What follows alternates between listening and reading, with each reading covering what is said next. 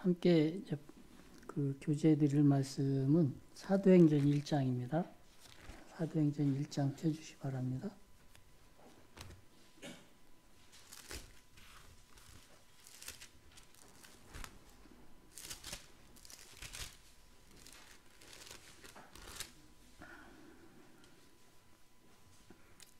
사도행전 1장 1절부터 말씀 몇 곳을 읽겠습니다. 데오빌로여, 내가 먼저 쓴 글에는 무릇 예수께서 행하시며 가르치심을 시작하심부터 그가 택하신 사도들에게 성령으로 명하시고 승천하신 날까지 일을 기록하였노라. 그가 고난받으신 후에 또한 그들에게 확실한 많은 증거로 친히 살아계심을 나타내사 40일 동안 그들에게 보이시며 하나님 나라의 일을 말씀하시니라.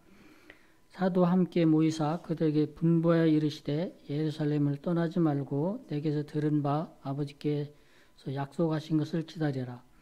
요한은 물로 세례를 베풀었으나 너희는 몇 날이 못되어 성령으로 세례를 받으리라 하셨느니라. 전에 이제 제가 방문했을 때는 사도행전 27장, 8장을 통해서 바울의 로마 여정에 대해서 이제 말씀드린 적이 있는데 기억나시는지는 모르겠어요.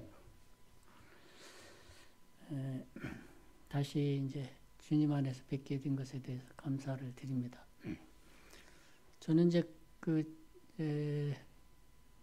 70이 넘었기 때문에 이제 저는 작년 7월부로 이제 은퇴를 했습니다. 그래서 젊다기보다는 40, 50대 되는 이제 장로 형제들을 세 분을 세워서 교회 일대로 위임을 하고, 저는 이제 그 어려운 지역 교회들 한 5곳, 6곳을 방문하면서 이제 말씀 교제를 하면서 노년의 삶을 이제 보내고 있습니다. 그리고 10명 넘는 그런 이제 구도자들을 계속해서 만나서 전도하고 그렇게 신앙의 삶을 하고 있습니다. 주님 앞에서.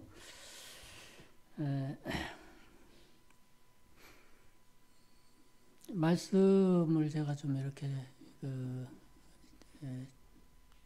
대구 중흥교회 이제 사도행전에 대한 말씀을 좀 교제해야 되겠다는 생각을 갖게 되는데요.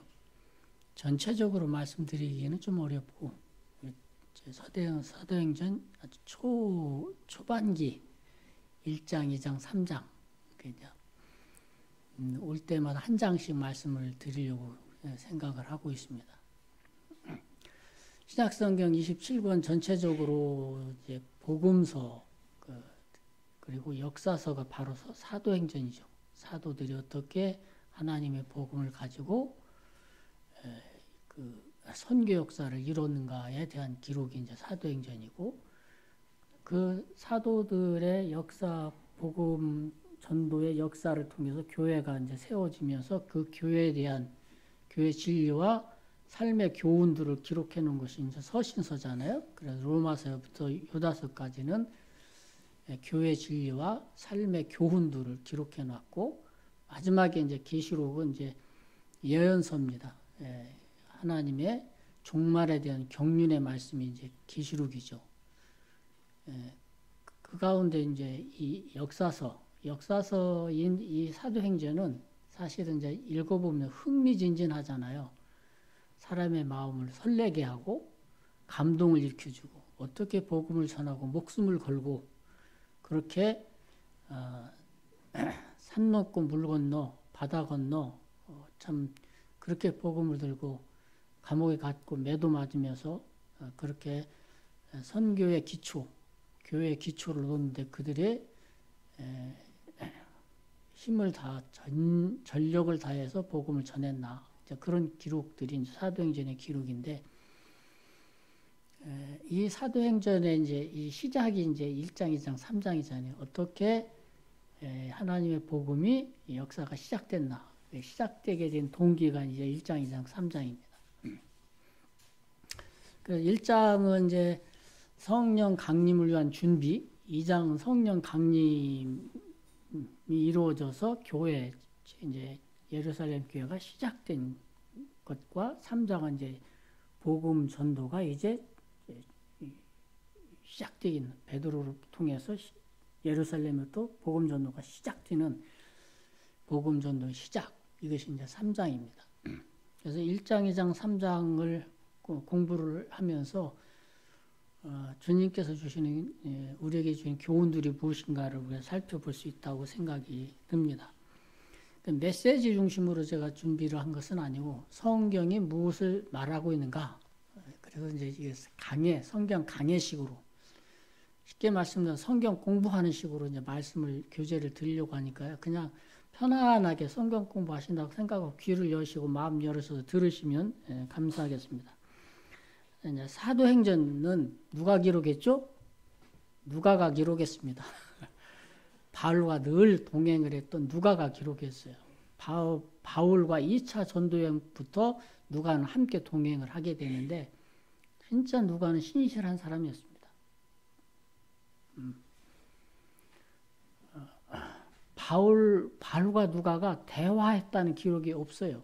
한마디로 대화했다는 기록은 없습니다. 그럼 함께 했다는 기록은 늘 우리가 라는 단어를 통해서 모든 그 선교 여행에 우리가 이렇게 항상 함께 했던 것을 보게 됩니다. 동역이라고 하는 건 그런 거라고 보여지죠. 우리가라고 하는 단어를 쓸 수 있는 것이 굉장히 중요하다고 하는 것이죠. 그래서 이제 누가는 이제 60년에서 62년 사이에 바울과 함께 이제 감옥에 갇히게 되는데요. 로마 감옥에 갇히게 되는데 그때 이제 이 누가복음을 기록하고 사도행전을 기록했습니다. 그 기록하게 된 게 바울의 로마 감옥에서 복음 전도를 통해서 로마 상류층, 귀족계층에 있는 데오빌라라고 하는 분이 예수님을 영접을 하게 됐기 때문에 이분에게 예수님에 대해서 정확하게 알게 해주기 위해서 누가복음을 먼저 기록했습니다. 61년경에. 그래서 1장에 보면 데오빌로요, 내가 먼저 쓴 글에는 이렇게 이제 말해주고 있죠. 그래서 누가복음에 이제 예수님의 그 생애와 교훈에 대한 내용들이 써져 있고, 이제 사도행전은 어떻게 해서 복음이 시작돼 가지고 로마에까지 바울이 로마 감옥에 갇혀서 복음이 로마에까지 이르게 된 이 과정을 데오빌로에게 전해주기 위해서 상세한 과정을 누가가 기록하게 된 것이 이제 사도행전입니다. 62년경에 이제 기록을 했어요. 한 사람에게 보낸 서신인데 이것이 주님의 감동을 통해서 기록됐기 때문에 성령의 감동을 통해서 이 성경의 한 권으로 이제 여기 가입이 되게 해서 우리가 이제 사도행전을 지금 우리가 읽고 있게 된 겁니다. 사도행전 1장은 이제 성령 강림을 위한 준비 장이거든요. 그래서 1장에 세 내용으로 구분되어 있습니다. 1장은 누가가 이제 이 사도행전을 쓰게 된 동기, 그리고 주님이 승천하심, 그리고 그 다음에 이제 제자들이 감람원에서 예루살렘으로 돌아와서 마가의 다락방에 모여서 기도하면서 성령 강림을 준비하는 모습, 이것이 이제 이 세 가지가 1장의 내용입니다. 그래서 1장의 내용을 무슨 내용인지, 어떤 내용이 우리가 배워야 되는지, 1장은 이제 성령 강림을 준비하고 있는, 우리도 지금 뭘 준비하고 있잖아요. 주님의 다시 오심을 준비하고 있는 모습이거든요. 그래서 이런 교훈들을 통해서 어떤 교훈을 우리가 받아야 되는지, 이런 것을 생각을 해볼 수가 있겠습니다. 1장 1절에 보면 데오빌로여, 내가 먼저 쓴 글에는 무릇 예수께서 행하시며 가르치시기를 시작하심부터 그가 택하신 사도의 성령으로 명하시고 승천하신 날까지의 일을 기록하였노라. 이 성경은요, 모든 성경의 진리와 교훈은 누구를 향해 기록되어 있냐면 예수 그리스도에 대해서 기록되어 있습니다. 그리고 또 모든 성경의 이 진리와 교훈은 예수 그리스도로부터 우리에게 주어져 있습니다. 그래서 우리가 지금 예수 그리스도로부터 온 진리와 교훈을 그 터 위에 신앙생활하고 있는 거죠. 그리스도로부터 전부 받은 것, 하나도 그리스도로부터 오지 않는 것을 우리가 그리스도로부터 받지 않은 것을 우리가 뭐 만들어 신앙생활 이런 것이 아니고 하나부터 열까지 전부 그리스도로부터 받은 진리와 교훈의 터 위에 우리가 신앙생활 하고 있는 거예요. 그것 때문에 주님이 오신 거거든요. 주님이 오신 주님으로부터 얻은 모든 것들이 그리스도로 옷 입고 그리스도로부터 모든 것들이 은혜로 우리에게 다 진리와 교훈과 이 영적인 모든 것들이 주님으로부터 온 것들이에요. 그것을 주시기 위해서 주님이 오신 거거든요. 그러니까 주님이 이 세상에 오신 목적이 예수님이 누구신가 알게 하시고 믿게 하시고 생명 얻어서 영생 얻어서 하나님의 사람의 삶을 살아가는 하나님의 원하시는 사람의 삶을 살아가도록 그래서 풍성한 삶, 충만한 삶, 하나님을 위한 삶, 열매 맺는 삶, 하나님을 닮아가는 거룩한 삶 이런 삶을 살게 하시려고 예수 그리스도께서 이 세상에 오셨잖아요. 근데 그것은 그냥 되어질 수 있는 게 아니고 주님이 희생을 통해서 그것이 우리에게 되어진 일이거든요. 값을 지불해야만 되는 일이기 때문에 주님께서 이 세상에 오셔서 자신을 낮추시고 희생하셨잖아요. 하늘의 면에 땅에 떠 죽지 않으면 하나 그대로 있지만 죽으면 많은 열매를 맺기 때문에 죽어야만 그 가치 있는 그 주님의 가치가 우리 삶에 전이가 되는 거거든요. 주어지는 거거든요. 그냥 은혜가 우리에게 그냥 주어질 수 있는 게 아니거든요. 그래서 주님이 은혜의 통로가 되시기 위해서 이 땅에 오셔서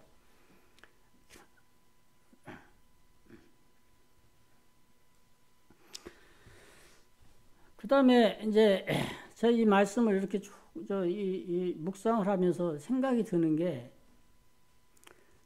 그 약속하신 것을 기다리라.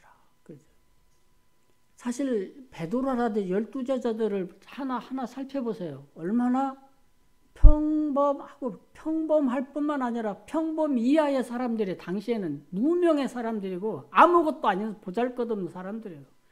근데 그들을 주님이 택하시고 가르치시고 훈련하시고 행하시고 보이시면서 끊임없이 그들을 품으셔서 그들의 죽기까지 하실 뿐만 아니라 그들에게 주님의 가치를 심으셔서 이제 성령님을 왜 그들이 입어야 되냐? 실제적인 사도로서의 삶을 살게 하실 수 있는 능력이 성령님을 통해서 그들에게 주어지기 때문에 실제적인 제자의 삶, 실제적인 사도의 사명을 그들이 감당토록 하기 위해서 약속하심을 기다리라고 하는 거고. 그래서 주님 얼마나 우리도 똑같잖아요. 우리 얼마나 뭐 대단한 사람들이 아닌데 우리를 부르셔서 하나님의 사랑으로 하나님 모든 것을 우리에게 주시기 위해서 끊임없이 다듬으시고 또 다듬으셔서 그렇게 우리를 세우려고 하실까? 어제도 그런 밤에 이렇게 주님을 생각해 보면 눈물이 나더라고요. 뭐가 우리가 그렇게 같이 있어가지고 주님이 우리를 귀하게 여기시고 그렇게 우리를 그렇게 세우려 하실까? 참 성령님은요, 주님의 이 사역이 완성이 돼요. 가르치시고 행하시고 가르칠 뿐만 아니라 주님이 이 고난을 통해서 구속사역을 완성하셔야만 성령님이 오시는 거예요. 왜? 그 성령님이 주님이 이루신 이 구속사역, 말씀들을 우리 삶에 실제화시킬 수 있기 때문에. 성령님은 그런 분이거든요.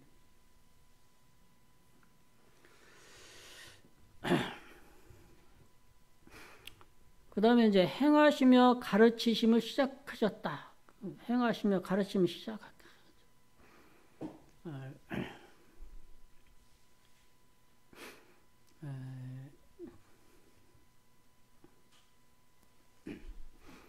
주님은 모든 것의 본이 되시잖아요. 모든 것의 본이, 진리의 본이 되셔요. 삶의 본이 되셔요. 왜요? 그분 말씀한 대로 행하시는 분이기 때문에.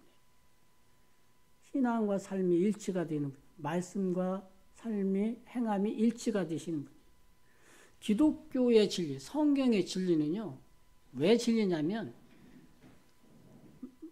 말씀과 삶과 행함이 일치될 수 있기 때문에 진리예요. 천국을 얘기하면 천국이 허공에 있는 게 아니라 천국이 실제 내가 소유할 수 있는 것이기 때문에, 천국이 실제 내가 소유하고 누릴 수 있는 것이기 때문에 이게 진리예요. 만약에 영생이 그냥 이론이라고 그러면, 근데 예수님이 우리는 다 알잖아요. 영생이 내 것이 된 거 실제잖아요. 이게 그래서 진리잖아요. 예수님이 왜 실제예요? 예수님을 믿은, 예수님 우리에게 실제잖아요. 그래 예수님 믿는 게 진리예요. 예수님 자체가 진리예요. 말씀이 왜 진리냐? 말씀이 우리 삶에 실제잖아요. 내 삶에 실제에 와서 닿고 생활이 될 뿐만 아니라 그 말씀이 진리인 거예요.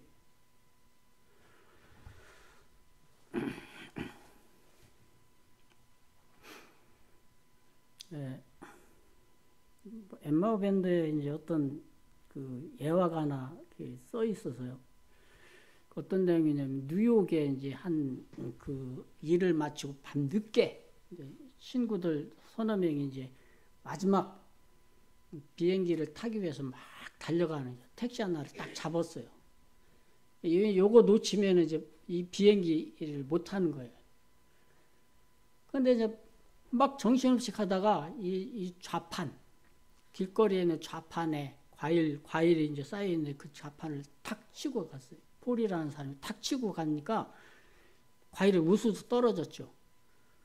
그래서 친구들은 그냥 팍, 빨리 와! 이거 놓치면 못 타!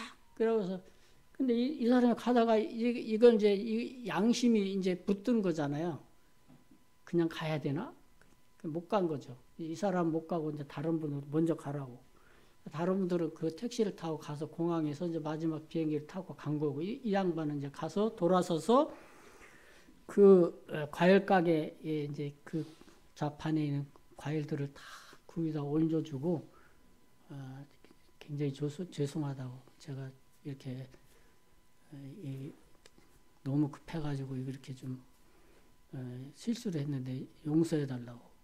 그러면서 이제 지갑을 열어서 100불인가 이제 200불인가 이렇게 드리면서 이 정도면은 이 과일 손상 본 것에 대해 보상이 충분할 거라고. 진짜 죄송하다고 이렇게 하는데 이분이 이제 이 좌판한 과일 가게 주인이 뭐 맹인이었대요. 맹인이 이제 이건 뭐 떨어지니까 막 주술 수가 없잖아요. 어디로 갔는지도 모르니까. 근데 이분이 다 올려놓고 죄송하다고 이렇게 하면서 돈을 이제 내밀으니까 이 맹인인 주인이 갑자기 뭐라고 얘기하냐면 혹시 예수님이시냐고 물어보더라는 거죠. 그래서 이 폴이라는 사람이 더 깜짝 놀란 거죠. 예? 예수님 아닌데요. 저는 제 좌판을 누군가 치고 과일이 떨어지는 소리를 들으면서 제가 할 수 있는 일이라고 이분이 예수님 믿는 사람이 맹인이 예수님 도와주세요. 예수님 진짜 도와주세요. 막 간절히 기도했다는 거죠. 근데 이 시간에 이 밤늦은 시간에 자기를 도와줄 수 있는 분은 예수님 한 분밖에 없었는데 당신 예수님 아니면 누구냐고 이렇게 이제 질문한 거예요. 이 폴이라는 사람이 이제 호텔 방에 돌아와서 누워서 당신 예수님이냐고 이 마음이 자기 마음에 탁 들어와 박힌 거죠. 그러면서 자기 삶을 돌아본 거예요. 내가 지금까지 신앙생활을 해오면서 예수님 갔다 온 얘기를 내가 들어본 적 있나? 내가 행하면서 뭐 이렇게 살면서 나를 통해서 다른 사람이 예수님을 본 적이 있을까? 이러면서 돌아본 거예요. 근데 거의 뭐 넌 어떻게, 좀 달라. 너 진짜 예수님 믿는 사람 같아. 뭐 이렇게 주변에서 그렇게 대해. 그래서 주님 앞에 그 침대 옆에 나와서 무릎 꿇고 회개를 했다고 그래요.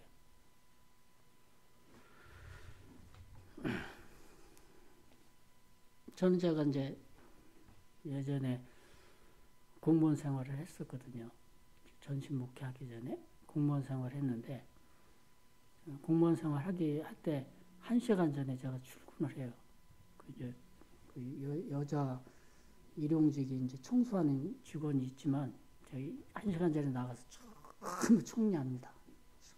걸레바람 다 닦고, 다 신문 같은 거 다 깔아놓고, 청소 제가 다 물걸레 다 닦고, 그 이제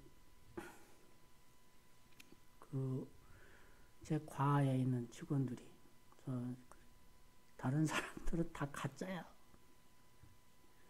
저한테는 이제 진짜라고. 이제 그런 정도. 어쨌든 간에 한번 우리도 돌이켜 봐야 돼요. 예수님이 행하시며 가르치시면 시작거든. 우리는 그리스도의 본을 이제 다른 사람에 어떻게 끼치고 있는가, 이런 생각은 해볼 필요는 있다. 그런 생각을 좀 하게 됩니다. 그 다음에 이제 3절에 보시면, 고난받으신 후에 또한 그들에게 확실한 많은 증거로 친히 살아계심을 나타내서 40일 동안 그들에게 보이시며 하나님 나라의 일을 말씀하시니라. 예수님이 이제 십자가에서 고난받으신 후에 부활하시고 40일 동안 제자들하고 함께 계셨잖아요. 40일은 이제 땅에서 사람이 할 수 있는 완전수가 40일이에요. 40일 동안 비가 왔다든지, 40일 금식하셨다든지, 이런 게 이제 40일이에요. 사람이 할 수 있는 완전한 날수, 이게 이제 40일인데, 주님이 이제 40일 동안 이 땅에 계시면서 40일 부활하심을 신이 나타내시면서 또 나타내시고, 확실하게 제자들에게 주님이 부활하심을 심어줬다는 거죠. 여러 모양으로 그 산초로 다 보여주시고, 그러면서 그들의 그 제자들이 무엇이 항상 눈에 있었겠어요? 그들 눈에 주님의 손 이마에 그 가시 면류관 자국, 손짝, 이런 것들이 그 눈에 다 항상 선명하게 기억되어 있지 않았겠어요? 나를 위해 주님이 희생하신 것과 주님이 부활하신 게 여전히 변함없이 자기들을 사랑하시고, 그러면서 뭐가 또 기억되었겠어요? 죽어도 사는, 어떤 고난이 와도, 어떤 시련이 와도, 어떤 환난이 닥쳐도 그것은 다 견뎌낼 수 있는 부활의 신앙. 그런 신앙들이 이제 그 제자들에게 심겨졌다고 생각해요. 죽어도 사는 신앙처럼 강한 게 어디 있어요?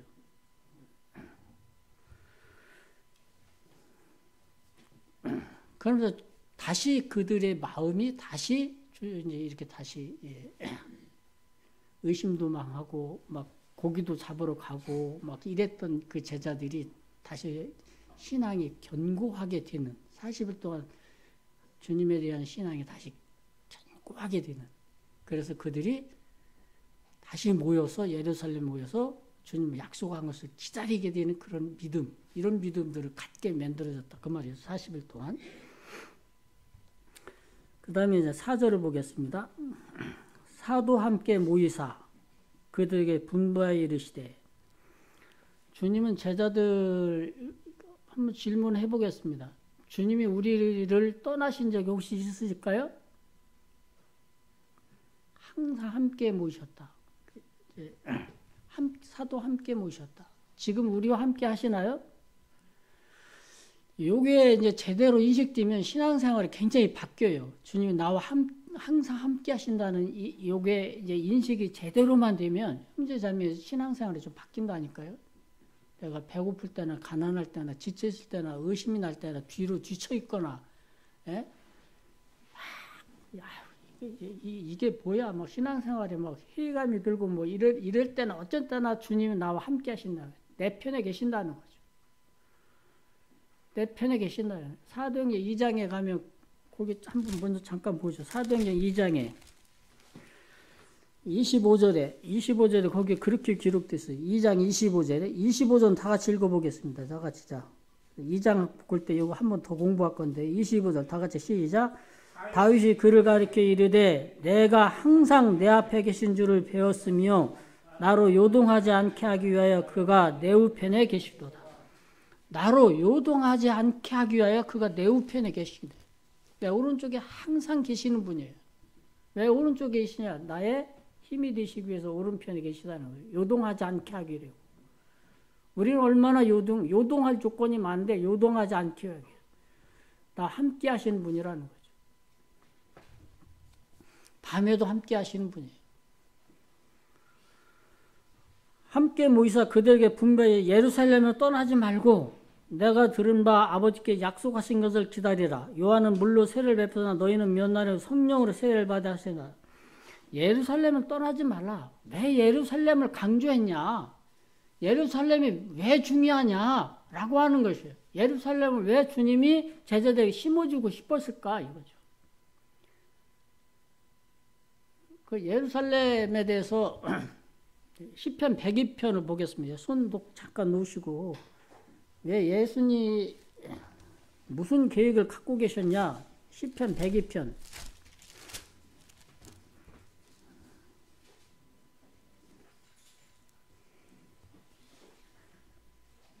시편 102편 빨리빨리 해야 돼요. 21절 이거 읽어봐야 돼. 이제 배우셔야 돼요. 21절 다 같이 읽어보세요. 자 시작. 여호와의 이름을 시온에서 그 영예를 예루살렘에서 선포하게 하려 함심이라. 여호와의 이름이 어디서부터 선포되기 시작했냐? 시온에서 그 영예를 예루살렘에서 선포하게 하려 하십니다. 여호와의 영광의 이름이 어디서부터 선포되기를 예루살렘에서 선포되기를 원하신 거예요. 시편 132편을 보겠습니다. 시편 132편.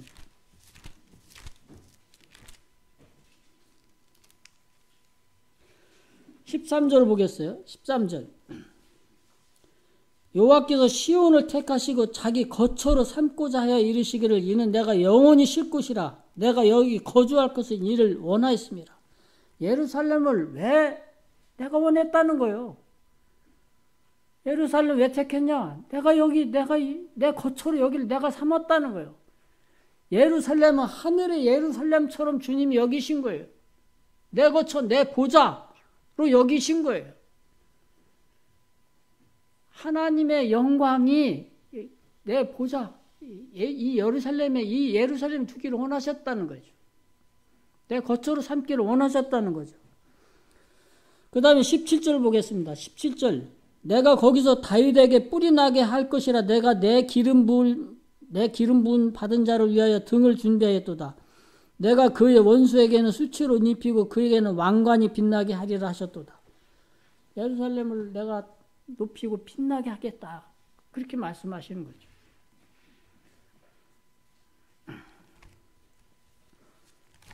이사야 이제 62장 잠깐 보겠습니다. 이사야 62장. 뭐라고 말하냐면 예루살렘에 대해서 62장 3절에 보면 너는 또 여호와의 손에 아름다운 관, 네 하나님의 손에 왕관이 될 것이라. 예루살렘을 얼마만큼 영화롭게 하기를 원하셨냐? 하나님 왕관이 되게 할 것이다. 그렇게 말씀했어요.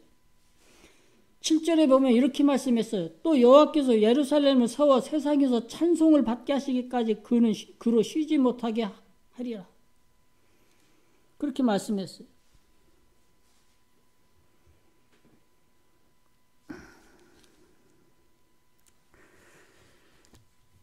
에스겔서 47장을 보면요. 예루살렘 성전에 동편 문지방에서 생수가 흘러나서 그 생수가 이 세계를 덮어가지고 생수가 흘러가는 곳마다 다 살아나기를 원하셨어요. 그래서 이게 무슨 말이냐면 예루살렘부터 진리가 흘러서 전 세계를 덮기를 원하신 거예요. 거기 예루살렘 누가 계시니까? 하나님 계시. 하나님 성소가 거기지. 거기서부터 진리가, 하나님의 은혜가, 하나님의 거룩이 전 세계를 덮기를 원하신 게 하나님 뜻이었어요.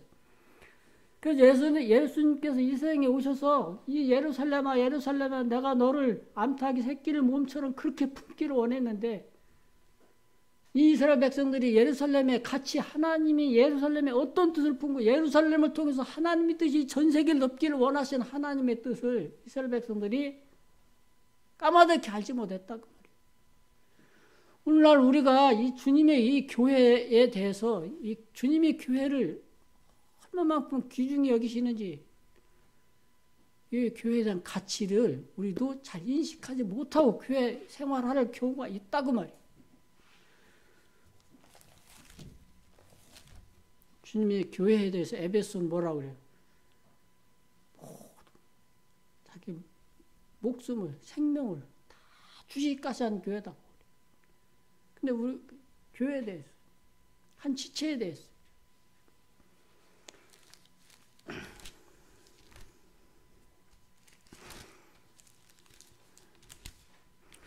예루살렘을 떠나지 말고 기다려. 내가 거기서 성령을 보내서 거기서부터 하나님의 은혜와 진리가 전 세계를 구속하는 일을 내가 거기서부터 일으켜 주겠다는 거예요. 그것이 하나님의 뜻이에요. 그래서 천년왕국, 메시아 왕국이 될 때 예루살렘이 전 세계 거민들이 영광스러운 관처럼 보는, 우러러 보는 곳이 되게 그렇게 만드시죠. 예루살렘을 떠나지 말라. 내가 들은 아버지께 약속하니 기다리라. 성령으로 세례를 받으리라. 이제 요거 조금 구분하셔야 되는데, 성령 강림하고 성령 세례는 틀린 겁니다. 같은 것은 아니에요. 근데 이제 요 때는 2장에서 성령 강림과 성령 세례가 한 번에 이루어지기 때문에 이제 성령 세례를 기다리라고 하는 건데, 성령 강림하고 성령 세례는 달라요. 그래서 성령 강림은요, 하나님의 구속사 전체에서 딱 한 번 이루어지는 사건이에요. 오순절날 딱 한 번 이루어지는 그 성령 강림. 성령 강림과 동시에 성령 세례가 이루어진 것이지. 그래서 성령 세례는 뭐냐? 예수님 믿는 모든 사람들에게 일어나는, 예수님 믿는 사람들이 믿는 순간에 모든 사람이 일어나는 사건이에요. 그래서 성령 세례는요, 예수님 믿을 때 거듭난, 성령으로 거듭난 것 똑같은 사건이에요. 그래서 성령 세례는 딱 한 번, 평생에 한 번 딱 일어나는 거예요. 예수님 믿는 사람들에게. 그러니까 성령 충만은요, 전생에, 예수님 믿는 사람들 전생에 계속해서 일으켜야 되는 사건이에요. 성령 충만을 받아야 되는 건 주님 안에서 항상 추구해야 될 일들이에요. 그러니까 성령 세례는 예수님 믿을 때 딱 한 번. 그러니까 성령 세례죠. 자, 아까 이제 말씀드린 것처럼 성령은 이제 그 7영이라고 하잖아요. 7영. 그렇죠? 자, 진리의 영, 은혜의 영, 생명의 영, 성결의 영, 영광의 영, 그 다음에 대언의 영인데, 이건 이제 대언의 영을 다른 말로 지혜와 계시 영이라고 그래요. 그 다음에 하나님의 영, 하나님 또 그리스도 영이라고 그래요. 적어놔요. 요 안에 하나님이 우리를 위해서 하시는 일들이 사실 다 들어있어요. 근데 성령님이 왜 우리에게 오셔서 하시는 일이 아까부터 말씀드렸잖아요. 하나님의 사람과 하나님의 나라에 하나님의 일과 은혜 실제화시키는 일을 하시는 일이. 성령님을 해서 예배 드린다고 할 때 이 예배를 실제적으로 우리가 드리잖아요. 그리스도 안에서 예배를 실제적으로 이론으로 드리는 게 아니에요. 실제적으로 드리잖아요. 우리는 프로그램화해서 드리는 게 아니잖아요. 그것을 실제적으로 예배를 드리게 한 분이 누구예요? 성령께서 하시는 일. 우리가 말씀을 전할 때도요, 뭐 준비해가지고 이게 아니잖아요. 성령께서 이 말씀을 말씀대로 성령으로 하신 말씀이잖아요. 그러니까 이 성령님은 하나님의 일, 하나님의 사역, 하나님의 은혜 이런 것들을 우리에게 실제적으로 되게 만드시는 일을 하시는 거예요. 성령님. 그래서 성령님이 임하시면 뭘 받아요? 권능을 받고. 그러니까 성령 세례를 받게 되면 어떤 일이 생기냐? 첫째는 영이 새롭게 돼요. 영이 변화를 일으켜요. 영이 깨끗함이 입어요. 거룩함이 입어요.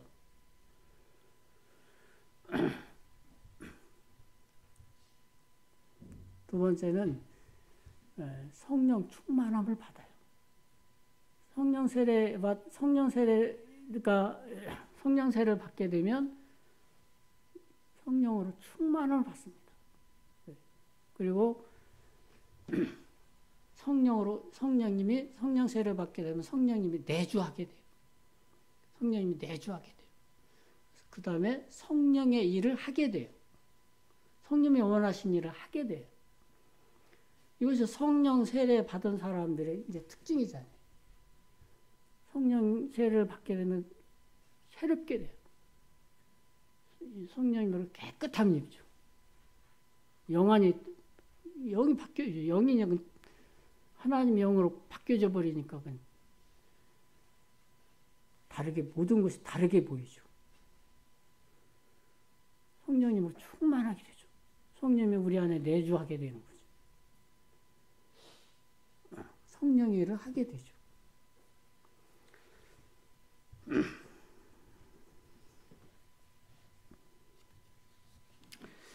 자, 그 다음에 그들이 모였을 때 예수께서 여쭈어 이르시되 주께서 이스라엘을 희복하심이 이때니까 하니 이르시되 때와 시기는 아버지께서 자기의 고난에 두셨으니 너희 알 바 아니요 오직 성령이 너에게 임하시면 너희가 권능을 받고 예루살렘 온 유대와 사마리아 땅까지 이르러 내 증인이 되리라 하시니라.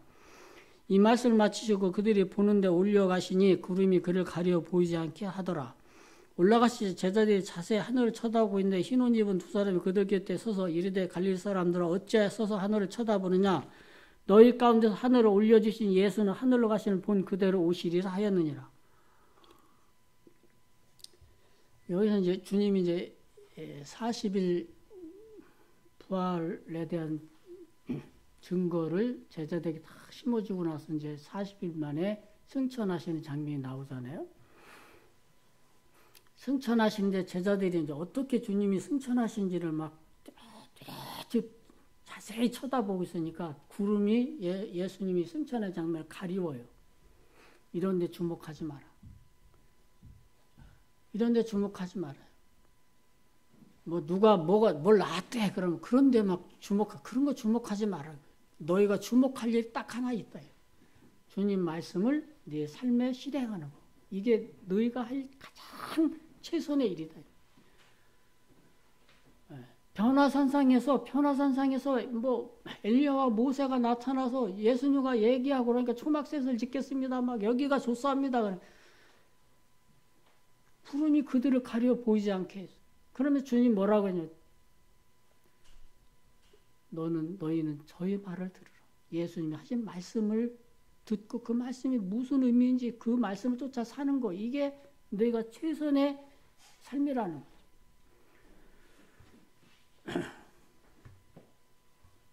우리가요, 신앙의 삶은요, 주님 말씀을 따라 사는 삶이 최선의 삶이에요. 이게 최고의 삶이에요. 주님 원하시는 삶이에요.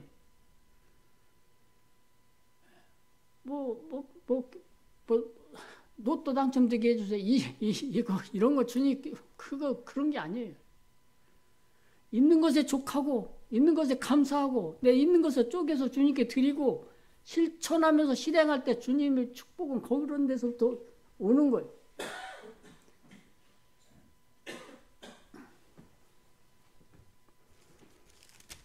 그래서 이제 구름이 그거 가리워요. 나중에 주님이 다시 오실 때는 영광 중에 주님이 가신 그 모습대로 오실 거예요. 감람산 동편에 주님이 오실 텐데 거기에 구름을 타고 모든 사람들이 영광 중에 능력으로 오시는 주님을 이제 눈으로 다 보게 될 거다. 여기 보니까 이 감람산 동편에 지금 여기 딱 쫙 있네. 저기 뭐예요? 예, 감남산 동편에 그때 주님 오실 때 부활 제일 먼저 하려고 여기 지금 저기 무덤들이 쫙 있네 여기.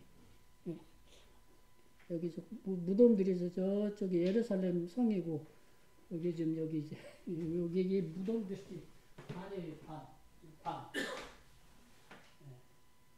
예, 엄청나게 비싼데 여기. 주님 오실 때 먼저 부활하려고. 제일 비싼데 제일 먼저 본다고.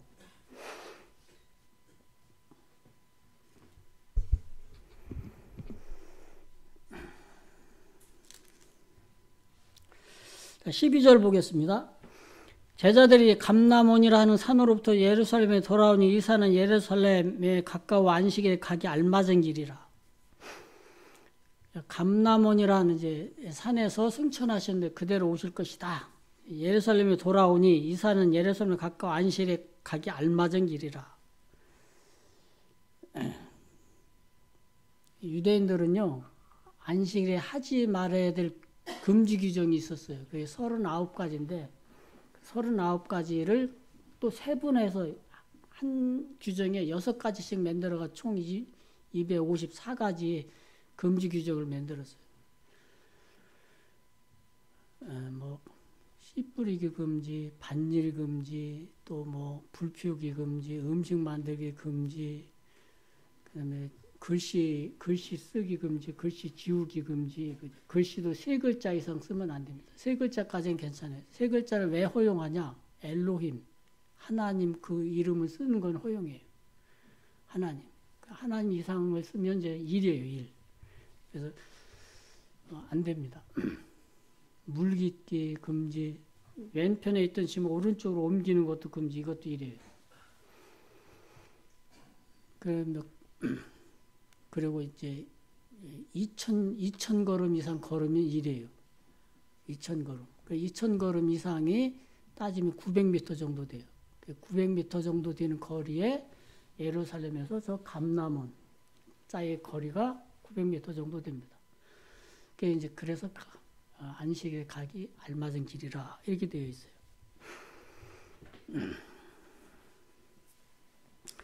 그들이 요한은 다락방으로 올라가니 베드로, 야고보 쭉 있고 여자들과 예수의 어머니 마리아와 예수의 아들과 더불어 마음을 같이 오로지 기도에 힘쓰더라.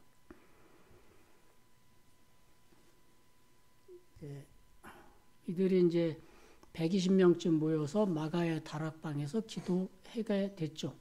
그래서 이제 12절부터 26절까지는 두 준비, 성령 강림을 위한 2가지 준비가 여기에 기록되어 있습니다. 하나는 오로지 모여서 기도하는 준비, 또 하나는 인적인 준비죠.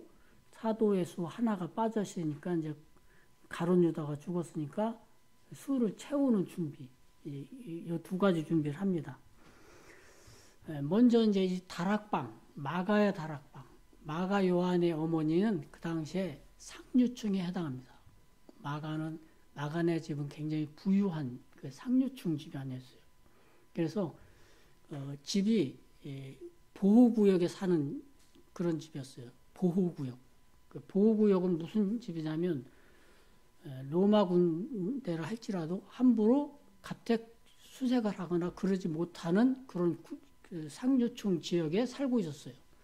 그래서 지금 이제 이렇게 다락방에 모여서 기도하거나 거기서 이제 떡을 떼거나 그런 것이 보호될 수 있었어요. 그런 곳에 이제 마가의 어머니 다락방이, 그리고 그 상류층이기 때문에 다락방이 굉장히 컸습니다. 그래서 뭐 거의 150명, 200명 모일 만한 그런 곳이었어요. 연애도 가능한 곳이었어요. 그래서 이제 그 다락방에 120명 정도 되는 모였다고 하는 거죠. 그렇게 마가의 아버지죠. 아버지가 무역하는 사람이었어요.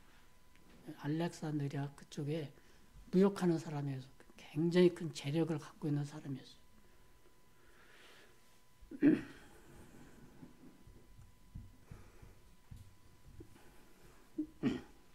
근데 그럼에도 불구하고 기꺼이 다락방을 내어놓고 항상 예수님을 묻게 해드리고 보호해드리고 제자들을 대접하고, 헌신이라는 게 그렇게 쉬운 일은 아니죠, 사실은. 그런데 그것이 어떻게 됐죠? 제자들이 모여서 마지막 유월절 거기서 떡을 떼고 그런 예식을 정하고, 또 여기 지금 모여서 기도하고 성령 강림이 이루어지고, 거기에 예루살렘 교회가 처음 시작되게 되는, 주님께 이렇게 어떤 걸 헌신한다고 하는 건 참 굉장히 아름다운 것 같아요. 헌신한 사람들만이 아는 축복이죠. 제가 이제 서울에 있는 한 어느 모임에 집회를 가게 됐었는데, 한 자매님이 꼭 자기 집에서 묵으라는 거예요. 근데 이 자매님이 서원을 했어요. 그 자매님 집이 60평 되는 아파트인데 60평 필요 없어요. 두 분이 사니까. 근데 이 집을 주님께 드려. 누구든지 묵게 해주. 하여간 오시는 손님들이나 누구든지 묵게 해줄 수 있는, 대접하기 위해서 그 집을 구하셨더라고요. 그래서 거기 그 집을 통해서 많은 분들이 와서 복음을 듣고 구원받고 그런 일들이 있더라고요.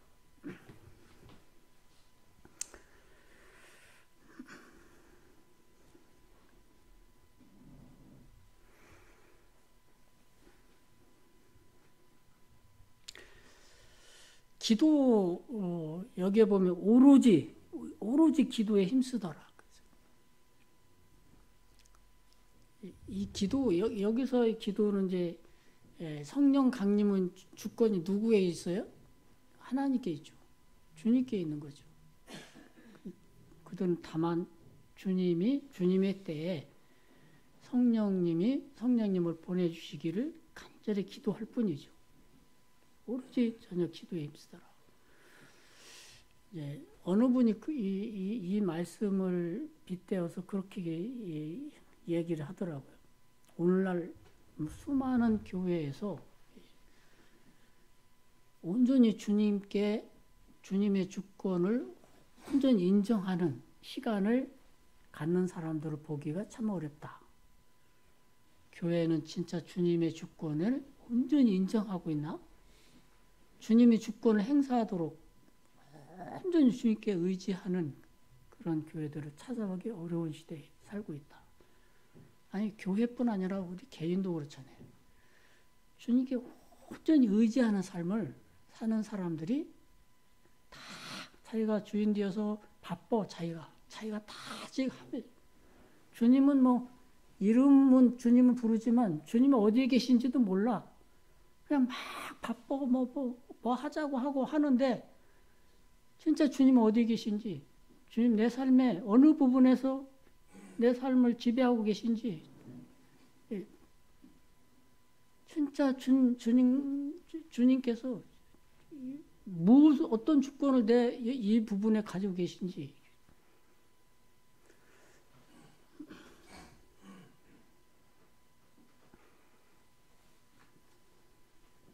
에스겔서 37장, 에스겔서 36장인가요? 36장 보겠습니다. 에스겔서 36장.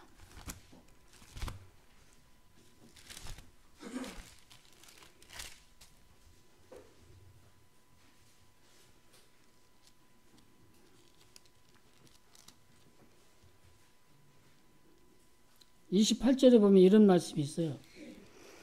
내가 너희 조상들이 준 땅에서 너희가 거주하면서 내 백성이 되고 나는 너희 하나님이리라. 이제 이스라엘을 회복하게 주겠다는 약속이 이제 주어진 거거든요. 그런데 뭐라고 말씀하냐면 37절은 다 같이 읽어보겠습니다. 37절 다 같이 읽어보겠습니다. 시작. 주 여호와께서 이같이 말씀하셨느니라. 그래도 이스라엘 족속이 이같이 자기들에게 이루어 주기를 내가 구하여 할지니라. 내가 너희들을 다 축복하고 다 회복하게 해주겠다. 그러면서 뭐라 하냐면 그래도 너희들이 구하여야 하리라. 그렇게 말씀하고 있어요. 한번 질문 드려볼게요. 주님이 대구 중로교회 부흥을 원하시나요? 안 원하시나요? 원하시죠? 그래도 구해야 할지라. 누구에게? 부흥을 일으키실 주님께 구해야 돼요. 누가 구해야겠냐 이거죠. 누가 엎드려서 오로지 주님의 부흥을 주님이 일으켜 주시도록 오로지 주님께 기도하고 하겠냐 이거죠. 성령님이 몇 날이면 약속한 성령을 보내주겠다고 했지만 그들이 구하잖아요. 기도하잖아요. 언제 주실지 모르지만, 언제 오실지 모르지만, 언제 성령님이 오실지 모르지만 그들은 좀 그냥 엎드려 기도하고 있잖아요. 그 약속한 성령이 그들에게 임하게 되잖아요. 주님의 부흥이 일으키기를 원하시는데 누가 그 부흥을 기대하고 기도하고 있냐 이거죠. 전도 역사를 우리가 일어나기를 원하지만 누가 주님께서 그 전도 역사를 일으켜주기를 누가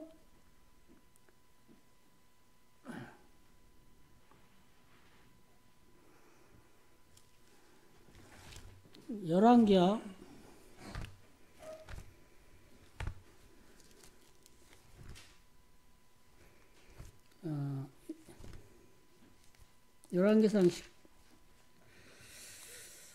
19장을 보겠습니다. 열왕기상 19장 18장 열왕기상 18장 열왕기상 18장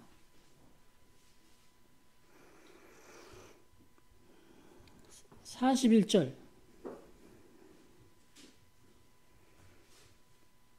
41절부터 제가 좀 읽어볼게요. 엘리야가 아합에게 이르되 올라가서 먹고 마시소서 큰 비소리가 있나이다.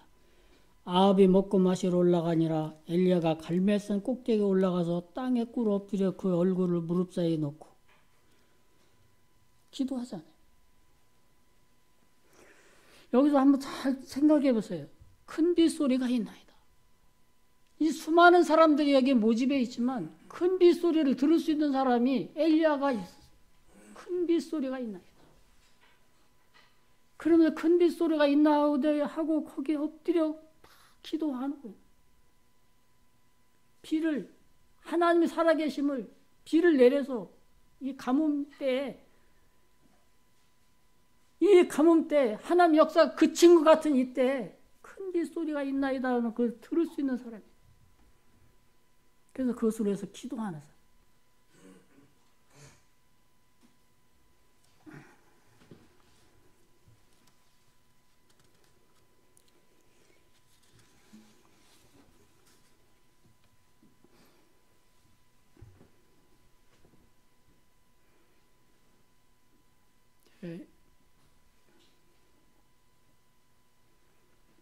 제가 이제 은퇴를 하고 어떻게 노년을 보내야 될까? 개척하고 똑같은 거거든요. 다시 이제 은퇴를 했으니까 시작을 해야 되잖아요. 놀고 먹는 게 아니잖아요. 어떻게 이 노년의 삶을 주님 앞에 드릴까? 어떻게 하는 게 최선의 삶일까? 기도하게 되는 거죠. 엎드리게 되는 거죠. 그 영혼들을 만나게 해달라. 영혼들을 만나게 해달라. 문을 걸어 잠근 영혼들이 있고 오지 말라 하는 영혼들이 있고 또 찾아가고 또 찾아가고 나중에 그분들이 다 주님을 시인하던 일들이 그러면 지금 기다려. 말기 환자인데 기다리고 있어. 신앙은요 어떤 면에서 영적 싸움이에요. 가만히 있어 얻는 건 없어요. 진짜 주님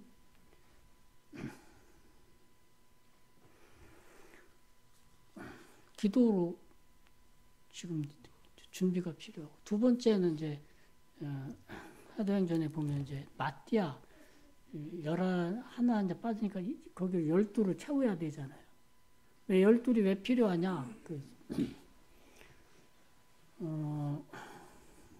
일곱이 이제 보통 하나님의 일, 하나님의 어떤 사역에 대한 완전수가 일곱이에요. 일곱. 뭐 예를 들어 나만 장군이 7번 물에 담그니 나았더라. 이 이제 일곱. 일곱이 뭐냐면 3 더하기 4예요. 3은 하나님 숫자고 4는 땅의 숫자예요. 사람이 사는 땅의 숫자 4. 하나님이 그 땅에 어떤 사람을 위해서 어떤 일을 위해서 일하는 완전수 3 더하기 4예요. 그 일곱인, 일곱나팔, 일곱대접 이런 거 다 실해요. 3 더하기 4. 수네명인 아들이 7번 제체겨 나왔더라. 3 더하기 4죠. 3 곱하기 4가 12예요. 12제자. 뭐 12, 뭐 3 곱하기 4. 3 곱하기 4는요. 전 세계를 향한, 전 지구를 향한 하나님의 역사하고자 하는 완전수예요. 3 곱하기 4. 4는요, 사방이에요, 사방. 천지 사방. 동서남북. 12를 채워야 되잖아요. 예루살렘 성도요, 12문이에요. 12개 주석이. 근데 어떻게 채우죠? 거기 읽어보시면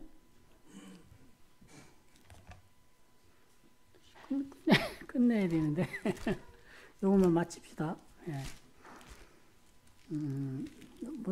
우리 가운데 요한의 세례로부터 우리 가운데 올려져 가신 날까지 주 예수께서 우리 가운데 출입하실 때 항상 우리와 함께 다진 사람 중에 하나를 세워서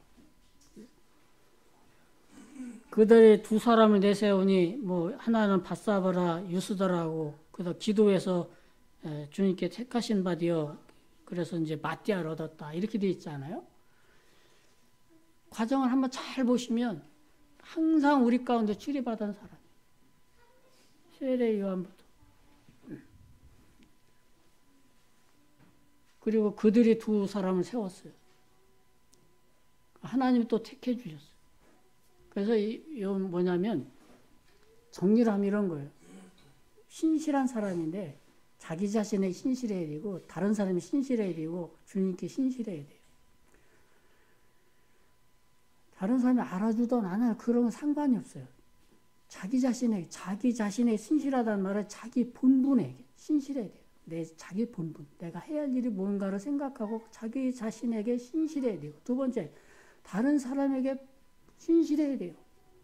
그러니까 이 마띠아가 지금 이제 예수님 생애 때 항상 함께 하면서 핍박도 하고 조롱받고 뭐 주먹밥 하나 먹으면서도 항상 함께 했다고 말이에요. 어려울 때도. 항상 함께 하면서 다른 사람에게 신실했다고 말이죠.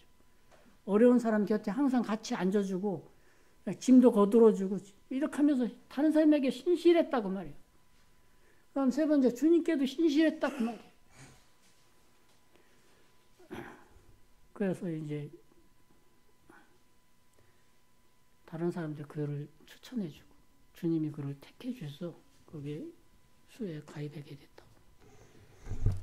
이제 현재 자매님께서 이제 우리도 주님이 오심이 가까운 때 살고 있잖아요. 그래서 영적으로 깨어서 기도에 깨어 있어야 되고요.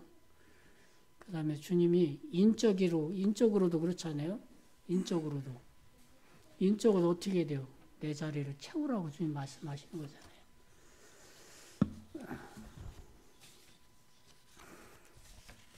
제가 이제 엊그제 어느 교회 전도 집회를 갔었거든요. 영혼들이 꽉꽉 채워져 오더라고요. 서로 데리고 왔어요. 한 사람씩만 데려오면 되잖아요. 한 사람씩. 그렇죠? 네, 제자를 채우는 거예요. 주님께서 함께 하시기 바랍니다.